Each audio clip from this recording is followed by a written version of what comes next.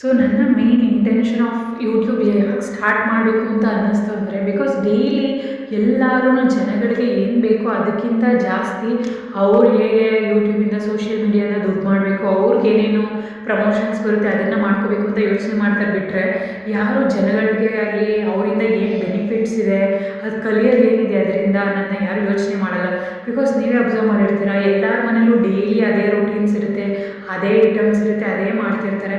ಆದರೂ ಕೂಡ unnecessary time waste ಮಾಡಿಕೊಂಡು ಬೇರೆಯವ್ರ ವೀಡಿಯೋಸ್ ನೋಡೋದು, ಡೈಲಿ ವ್ಲಾಗ್ಸ್ ನೋಡೋದು, ಅವ್ರೇನೋ ಡ್ರೆಸ್ ತೊಗೊಂಡ್ರು, ಅವ್ರೇನೋ ಒಡವೆ ತೊಗೊಂಡ್ರು, ಅವ್ರ ಮನೇಲಿ ಏನೋ ಅಡುಗೆ ಮಾಡಿದ್ದಾರೆ, ಈ ಐಟಮ್ಸ್ ನಮ್ಮ ಹತ್ರ ಇಲ್ಲ, ಈ ಥರ ನಮ್ಮ ಲೈಫ್ ಇಲ್ಲ ಅಂತ ಯಾವಾಗಲೂ ಬೇರೆಯವ್ರ ಲೈಫ್ನೇ ನೋಡಿಕೊಂಡು ಬೇರೆಯವ್ರನ್ನ ನೀವು ಎನ್ಕರೇಜ್ ಮಾಡ್ಕೊಂಡಿರ್ತೀರ ಬಿಟ್ಟರೆ ನಿಮ್ಮ ಲೈಫ್ನ ನೀವು ಲೀವ್ ಮಾಡ್ತಾನೇ ಇಲ್ಲ.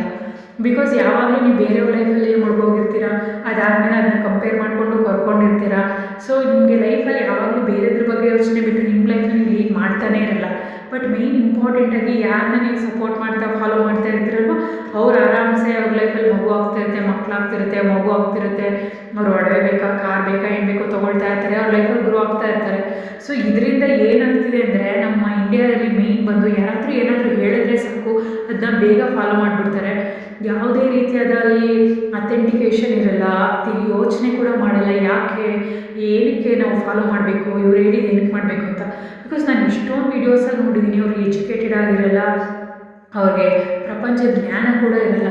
ಅನ್ನೆಸೆಸರಿ ಎಲ್ಲ ಪ್ರಾಬ್ಲಮ್ಗೂ ಒಂದೇ ಸೊಲ್ಯೂಷನ್ ಹೇಳ್ತಾ ಇರ್ತಾರೆ. ಲೈಕ್ ಮನೇಲಿ ಎಲ್ಲ ಕಡೆ ಒಪ್ಪಿಡಿ, ನಿಮ್ಮ ಮನೆಗೆ ತುಂಬ ದುಡ್ಡು ಬಂದುಬಿಡುತ್ತೆ, ನಿಮ್ಗೆ ಈ ಥರ ಹೆಲ್ತ್ ಇಶ್ಯೂಸ್ ಇದ್ದರೆ ಇವಾಗ ಈ ಥರ ನಿಂಬೆಹಣ್ಣು ರಸ ಕುಡೀರಿ, ಎಲ್ಲ ಪ್ರಾಬ್ಲಮ್ ಸಾಲ್ವ್ ಆಗಿಬಿಡುತ್ತೆ, ಈ ದೀಪ ಹಚ್ಚಿ, ಆಮೇಲೆ ಆ ಥರ ಮಾಡಿ, ಈ ಥರ ಮಾಡಿ, ಅರಿಶಿನ ಹಚ್ಚಿ ಅಂತ ಅನ್ನೆಸೆಸರಿ ಅದು ಉಪಯೋಗನೇ ಇಲ್ಲದೆ ಇರೋಂಥ ಟಿಪ್ಸ್ ಕೊಡ್ತಿರ್ತಾರೆ. ಸ್ವಲ್ಪ ಜನ ಅದನ್ನೇ ಫಾಲೋ ಮಾಡಿಕೊಂಡು ಡೈಲಿ ಅದೇ ಮಾಡ್ತಾ ಇರ್ತಾರೆ. ಸೊ ಅದೆಲ್ಲ ಮೂಢನಂಬಿಕೆ ಅನಿಸುತ್ತೆ ನನಗೆ. ಬಿಕಾಸ್ ಎಲ್ಲ ಪ್ರಾಬ್ಲಮ್ಗೂ ಎಲ್ಲರಿಗೂ ದುಡ್ಡು ಬೇಕು, ಎಲ್ಲರೂ ಹ್ಯಾಪಿಯಾಗಿರಬೇಕು, ಹೆಲ್ತ್ ಚೆನ್ನಾಗಿರಬೇಕು. ಸೊ ಎಲ್ಲರ ಮನೆಗೂ ಎಲ್ಲ ಕಡೆ ಒಪ್ಪಿಟ್ಬಿಟ್ರೆ ಎಲ್ಲ ದುಡ್ಡು ಬಂದ್ಬಿಡುತ್ತಾ ಅಥವಾ ಲೈಫ್ ಚೆನ್ನಾಗಾಗ್ಬಿಡುತ್ತಾ? ಸೊ ಇಲ್ಲ ಅಲ್ವಾ? ಸೊ ಆಲ್ವೇಸ್ ಥಿಂಕ್ ಮಾಡಿ, ಅನ್ನೆಸೆಸರಿ ಯಾರೋ ಏನೋ ಹೇಳಿದ್ರು ಅಂತ ಅದನ್ನು ಫಾಲೋ ಮಾಡಿಕೊಂಡು ಅದರಲ್ಲೇ ಮುಂದೆ ಹೋಗಬೇಡಿ. ಏನೇ ಮಾಡೋಕ್ಕೂ ಮುಂಚೆ ಎಲ್ಲ ಪ್ರಾಬ್ಲಮ್ಗೂ ಅದರ ರೀತಿ ಇರುತ್ತೆ, ಅದಕ್ಕೆ ಒಂದು ರೂಟ್ ಕಾಸ್ ಇರುತ್ತೆ, ಎಲ್ಲಿಂದ ಪ್ರಾಬ್ಲಮ್ ಬಂದಿದೆ, ಅದಕ್ಕೆ ಹೆಂಗೆ ಸೊಲ್ಯೂಷನ್ ಕೊಡಬೇಕು ಅಂತ. ಸೊ ಅದನ್ನು ಯೋಚನೆ ಮಾಡಿ. ಅನ್ನೆಸೆಸರಿ ನಿಮ್ಮ ಲೈಫ್ನ ಬೇರೆಯವ್ರ ಲೈಫ್ ಕಂಪೇರ್ ಮಾಡ್ಕೊಳ್ಳೋದಾಗಲಿ, ಅವ್ರ ಮನೇಲಿರೋ ವಸ್ತು ಇವ್ರ ಮನೇಲಿರೋ ವಸ್ತು ಅಂತ ನೀವು ಥಿಂಕ್ ಮಾಡೋದಾಗಲಿ ದಯವಿಟ್ಟು ಮಾಡಬೇಡಿ. ಸೊ ಅದನ್ನು ಮಾಡೋದ್ರಿಂದ ಏನಾಗ್ತಾ ಹೋಗುತ್ತೆ ಅಂದರೆ ನಿಮ್ಮ ಲೈಫಲ್ಲಿರುವಂಥ ನಿಮ್ಮಲ್ಲಿ ಏನೇನಿದೆ, ಲೈಕ್ ನಾವು ಮಿಡಲ್ ಕ್ಲಾಸ್ ಆಗಿರ್ಬೋದು, ಸ್ಮಾಲ್ ಫ್ಯಾಮಿಲಿ ಇರ್ಬೋದು, ಬಿಗ್ ಫ್ಯಾಮಿಲಿ, ನಮ್ಮ ಹತ್ರ ಮನೆ ಇದೆಯಾ, ಕಾರ್ ಇದೆಯಾ, ಏನಾದರೂ ಪರವಾಗಿಲ್ಲ. ಅಂದರೆ ನಮ್ಮ ಹಸ್ಬೆಂಡ್ ನನಗೆ ಅದು ಕೊಡಿಸಿದಾರಾ, ಇದು ಕೊಡಿಸಿದಾರಾ, ನೋ ಪ್ರಾಬ್ಲಮ್. ಬಟ್ ಎಲ್ಲರಿಗೂ ultimately end of the day ಏನು ಬೇಕು ಅಂದರೆ ಒಂದು ನಿಮಗೆ ಡೈಲಿ ಒಂದು ಹೊಟ್ಟೆ ತುಂಬ ಊಟ ಬೇಕು, ಕಣ್ಣು ತುಂಬ ನಿದ್ದೆ ಬೇಕು, ಆರೋಗ್ಯ ಬೇಕು ಮೇಯ್ನು. ಅದು ಬಿಟ್ಟು finally most important happiness, peace ಬೇಕು ಮನೇಲಿ ಅಲ್ವಾ? ಸೊ ಅದು ಯಾವಾಗ ಬರುತ್ತೆ ಅಂದರೆ ಇದು ನನ್ನ ಪರ್ಸ್ನಲ್ ಎಕ್ಸ್ಪೀರಿಯನ್ಸ್. ಬಿಕಾಸ್ ನಾನು ಯಾವಾಗಲೂ ಸೋಷಿಯಲ್ ಮೀಡಿಯಾ ಯೂಸ್ ಮಾಡ್ತಾ ಏನು ಅನಿಸ್ತಾ ಇದೆ ಅಂದರೆ ನನ್ನ ಮೈಂಡ್ ಈಸ್ ಆಲ್ವೇಸ್ ಡಿಸ್ಟರ್ಬ್.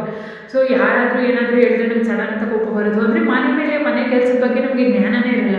ಯಾವಾಗಲೂ ನಮ್ಮ ಮೈಂಡಲ್ಲಿ ಬೇರೆ ಏನೋ ಥಾಟ್ ಓಡ್ತಿರುತ್ತೆ, ಅಥವಾ ಯಾರೋ ಏನೋ ತೊಗೊಂಡಿದ್ದಾರೆ, ಯಾರೋ ಏನೋ ಹೇಳಿದ್ರು, ಯಾರೋ ಹೀಗಿದ್ದಾರೆ ಹಾಗಿದ್ದಾರೆ, ಅದಾದಮೇಲೆ ಅವ್ರು ಈ ಕೆಲಸ ಮಾಡ್ತಾಯಿದ್ದಾರೆ, ಇಷ್ಟೊಂದು ಮಾಡ್ತಾಯಿದ್ದಾರೆ, ನಾನು ಏನೂ ಮಾಡ್ತಾಯಿಲ್ಲ ಅಂತ.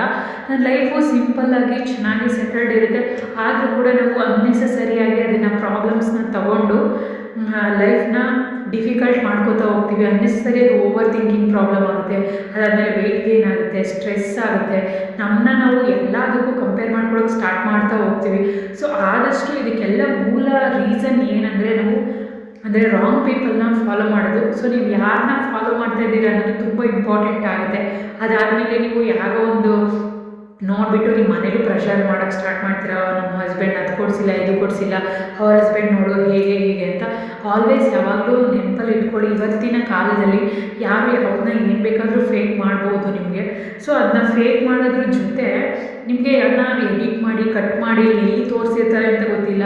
ಅದಾದಮೇಲೆ ಡೈಲಿ ಹಾಗೇ ಇರುತ್ತೆ ಅವ್ರ ಲೈಫ್ ಅಂತ ನಮಗೆ ಗೊತ್ತಿರಲ್ಲ. ನೀವೊಂದು ಹಾರ್ಡ್ಲಿ 1 ಮಿನಿಟಲ್ಲಿ ನೋಡ್ತೀರಾ, ಯೂಟ್ಯೂಬಲ್ಲಿ ಒಂದು 5 ಮಿನಿಟ್ಸ್ 10 ಮಿನಿಟ್ಸ್ ಅವ್ರ ಲೈಫ್ ನೋಡಿ ನೀವು ಡಿಸೈಡ್ ಮಾಡಿ ಜಡ್ಜ್ ಮಾಡಿಬಿಡ್ತೀರ. ಸೊ ಅದನ್ನು ದಯವಿಟ್ಟು ಬಿಟ್ಟು ನಮ್ಮ ಲೈಫಲ್ಲಿ ನಮ್ಮ ಹತ್ರ ಏನೇನಿದೆ ಅದರಲ್ಲಿ ನೀವು ಆದಷ್ಟು ಖುಷಿಯಾಗಿರಿ, ನಿಮ್ಮನ್ನ ನೀವು ಪ್ರೀತಿಸಿ, ನಿಮ್ಮನ್ನ ನೀವು ಖುಷಿಯಾಗಿ ಇಟ್ಕೊಳ್ಳಿ.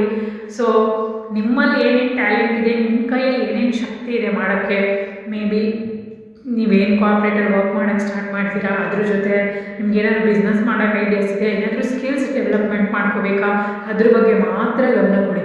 ಬಿಕಾಸ್ ಇವತ್ತು ಒಂದು ಸೋಷಿಯಲ್ ಮೀಡಿಯಾ ಟ್ರೆಂಡ್ ಇದೆ ಅಥವಾ ಒಂದು ಇವಾಗ ಇನ್ಸ್ಟಾಗ್ರಾಮ್ ರೀಲ್ಸ್ ಆಗಲಿ ಟ್ರೆಂಡ್ ಇರುತ್ತೆ, ಸ್ವಲ್ಪ ವರ್ಷ ಆದಮೇಲೆ ಅದು ಹೋಗ್ಬಿಡುತ್ತೆ. ಆವಾಗ ನಮಗೆ ಯಾರೂ ಬರಲ್ಲ. ನಾವೇನು ವಿದ್ಯೆ ಕಲ್ತಿರ್ತೀವಿ ಅಥವಾ ನಾವು ಹೆಂಗೆ ನಮ್ಮನ್ನ ನಾವು ಡೆವಲಪ್ ಮಾಡ್ಕೊಂಡು ಹೋಗ್ತಾ ಇರ್ತೀವಿ, ನಮ್ಮ ಫ್ಯಾಮಿಲಿ ಎಷ್ಟು ಸ್ಟ್ರಾಂಗ್ ಆಗಿದೆ ಅನ್ನೋದು ತುಂಬ ಇಂಪಾರ್ಟೆಂಟ್ ಆಗುತ್ತೆ. ಸೊ ಯಾವುದೇ ವಿಷಯಕ್ಕಾಗಲಿ, ಮನೇಲಿ ವಿಷಯದಾಗಲಿ ಜಗಳ ಮಾಡ್ಕೊಳ್ಳೋದಾಗಲಿ, ಅನ್ನೆಸೆಸರಿ ಬ್ಲೇಮ್ಸ್ ಮಾಡೋದಾಗಲಿ ಯಾವತ್ತೂ ಮಾಡೋಕ್ಕೆ ಹೋಗಬೇಡಿ. ಬಿಕಾಸ್ ನೀವೇನು ನೋಡ್ತೀರಾ outside the world, it's not true. It's not ಅವರು basically they are making only for money. Because ಯಾರು ಸುಮ್ಮನೆ unnecessary they are not wasting any money. ಏನೋ ವಿಡಿಯೋ ಶೂಟ್ ಮಾಡೋಕ್ಕಾಗಲಿ ಇಂಟರ್ನೆಟ್ ಬೇಕಾಗುತ್ತೆ. ಅದ್ರ ಜೊತೆ ಎವ್ರಿ ಡೇ ತೋರಿಸ್ಬೇಕಂದ್ರೆ ಪ್ರಾಡಕ್ಟ್ ಪರ್ಚೇಸ್ ಮಾಡಬೇಕಾಗುತ್ತೆ. ಕುಕಿಂಗ್ ವೀಡಿಯೋಸ್ ಅಂದರೆ they have to invest more money and cooking items ಎಲ್ಲದಕ್ಕೂ. ಸೊ ಸುಮ್ಮನೆ ಯಾರು ಟೈಮ್ ವೇಸ್ಟ್ ಮಾಡ್ಕೊಂಡು ಮಾಡಲ್ಲ. ಆ್ಯಂಡ್ ಮೋರ್ ಇಂಪಾರ್ಟೆಂಟ್ಲಿ ಯಾರಾದರೂ ಬಟ್ಟೆ ವೀಡಿಯೋಸ್ ಆಗಲಿ ಅದು ಇದು ವೀಡಿಯೋಸ್ ಮಾಡ್ತಾಯಿದ್ರೆ ನಾನು ನೋಡಿದ್ದೀನಿ, ಒಂದು 1000 ಜನ ಸೇಮ್ ಕ್ವಶನ್ಸು, ನಮ್ಮ ಸೇಮ್ ಪ್ರಾಡಕ್ಟ್ ಕಳಿಸಿ, ಸೇಮ್ ಲಿಂಕ್ ಕಳಿಸಿ, ಸೇಮ್ ಪ್ರಾಡಕ್ಟ್ ಕಳಿಸಿ, ಸೇಮ್ ಲಿಂಕ್ ಕಳಿಸಿ ಅಂತ. ನನಗೆ ಒಂದು ಏನು ಅರ್ಥ ಆಗಲ್ಲ ಅಂದರೆ, ದೇವರು ಎಲ್ಲರಿಗೂ ಅವ್ರದ್ದೇ ಓನ್ ಐಡೆಂಟಿಟಿ ಅಂತ ಕೊಟ್ಟಿರ್ತಾರೆ. ಸೊ ಐಡೆಂಟಿಟಿಗೆ ತಕ್ಕ ಹಾಗೆ ನಾವು ಹೇಗೆ ನಾವು ಡ್ರೆಸ್ ಮಾಡ್ಕೋಬೇಕು, ನಮಗೇನು ಸೂಟ್ ಆಗುತ್ತೆ, ನಮ್ಮ ಕೈಯಲ್ಲಿ ಅದನ್ನ ಅಫೋರ್ಡ್ ಮಾಡೋಕ್ಕಾಗುತ್ತಾ ಇಲ್ವಾ, ಅಥವಾ ನಮ್ಮ ಬಾಡಿಗೆ ಅದು ಸೆಟ್ ಆಗುತ್ತಾ, ನಮ್ಮ ಫೇಸ್ಗೆ ಸೆಟ್ ಆಗುತ್ತಾ ಅಂತ ಫಸ್ಟು ಯೋಚನೆ ಮಾಡಿ. ನೀವಾಗಿ ನಿಮಗೆ ಯೂನಿಕಾಗಿ ನಿಮ್ಮ ಹತ್ರನೇ ಎಲ್ಲ ಆ್ಯಪ್ಸ್ ಇರುತ್ತೆ, ಎಲ್ಲ ಥರ ಏನೇನು ಬೇಕೋ ಅವೈಲಬಿಲಿಟಿ ಇರುತ್ತೆ. ಸೊ ಆದಷ್ಟು ನಿಮ್ಮದಕ್ಕೆ ನೀವು ನಿಮ್ಮಲ್ಲಿ ಏನೇನು ಟ್ಯಾಲೆಂಟ್ ಇದೆ ಅದನ್ನು ಶೋಕೇಸ್ ಮಾಡಿ. ಅದು ಬಿಟ್ಟು ಬೇರೆಯವರು ಯಾರೋ ಏನೋ ಮಾಡ್ತಿದ್ದಾರೆ ಅಂತ ಅದನ್ನು ಫಾಲೋ ಮಾಡೋದಕ್ಕೆ ಹೋಗಬೇಡಿ. ಸೊ ಅನ್ನೆಸೆಸರಿ ಅವರು ಇದನ್ನು ನಿಮ್ಮನ್ನ ಟ್ರಿಗರ್ ಮಾಡೋದಕ್ಕೋಸ್ಕರನೇ ಮಾಡ್ತಾ ಇರ್ತಾರೆ. ಸೊ ಅದ್ರ ಜೊತೆ ನಿಮ್ಮ ಮನಿನ ಹೇಗೆ ಸೇವ್ ಮಾಡ್ತೀರಾ ಅನ್ನೋದು ಕೂಡ ತುಂಬಾ ಇಂಪಾರ್ಟೆಂಟ್ ಆಗಿದೆ. Because earning is very difficult now days. Because job market ಆಗಿರಲಿ, ನಿಮಗೆ ಎಲ್ಲಾದರೂ ಅರ್ನ್ ಮಾಡಬೇಕಂದ್ರೆ ಯು ಹ್ಯಾವ್ ಟು ವರ್ಕ್, ತುಂಬಾ ವರ್ಕ್ ಮಾಡಬೇಕು. ಅದಾದ ಸ್ಕಿಲ್ಸ್ ಕೆಟ್ ನಿಮ್ಮದು ತುಂಬಾ ಜಾಸ್ತಿ ಇರಬೇಕು. ಆ ಸ್ಕಿಲ್ಸ್ನ ನೀವು ಚೆನ್ನಾಗಿ ಮಾಡ್ಕೋಬೇಕು. ಅದಾದಮೇಲೆ ನಿಮಗೆ ಸಿಗುತ್ತೆ. ಸೊ ಅನ್ನೆಸೆಸರಿ ಯಾರು ಏನೋ ಫಾಲೋ ಮಾಡ್ತಿದ್ದಾರೆ ಅಂತ ಯಾವುದೋ ಐಟಮ್ಸ್ ಮೇಲೆ ಹಾಕೋದಾಗಲಿ, ಸುಮ್ಮನೆ ಅನ್ನೆಸೆಸರಿ ಕಾಸ್ಟ್ಲಿ ಫೋನ್ಸ್ ತೊಗೊಳ್ಳೋದಾಗಲಿ, ಬಟ್ಟೆ ತೊಗೊಳ್ಳೋದಾಗಲಿ ಅಂತ ಮಾಡಬೇಡಿ. ಆದಷ್ಟು ಯಾವಾಗಲೂ ನಿಮಗೆ ಉಳಿಸ್ಕೊಂಡು ನಿಮ್ಮನ್ನ ನೀವು ಯಾವಾಗಲೂ ಸೆಕ್ಯೂರಾಗಿ ಇಟ್ಕೊಂಡಿರಿ. ಬಿಕಾಸ್ ನಮಗೆ ಲೈಫಲ್ಲಿ ಕಾನ್ಫಿಡೆನ್ಸ್ ಕೊಡೋದು ಓನ್ಲಿ ಮನಿ. ಬ್ಯಾಕಪ್ ಅನ್ನೋದೊಂದು ನಮಗೆ ತುಂಬ ಇಂಪಾರ್ಟೆಂಟ್ ಆಗುತ್ತೆ. ಸೊ ನೀವೆಷ್ಟು ಬ್ಯಾಕಪ್ನ ಇಟ್ಕೊಂಡಿರ್ತೀರ ಅಷ್ಟು ಕಾನ್ಫಿಡೆಂಟ್ ಆಗಿರ್ತೀರ, ಅದಾದಮೇಲೆ ನಿಮ್ಮ ಲೈಫು ಕೂಡ ತುಂಬ ಚೆನ್ನಾಗಿರುತ್ತೆ. ಸೊ ಒಂದು ಸಮ್ಟೈಮ್ಸ್ ಕೆಲಸ ಇಲ್ಲ ಅಂದರೂ ಕೂಡ ನೀವು ಮ್ಯಾನೇಜ್ ಮಾಡ್ಬೋದು.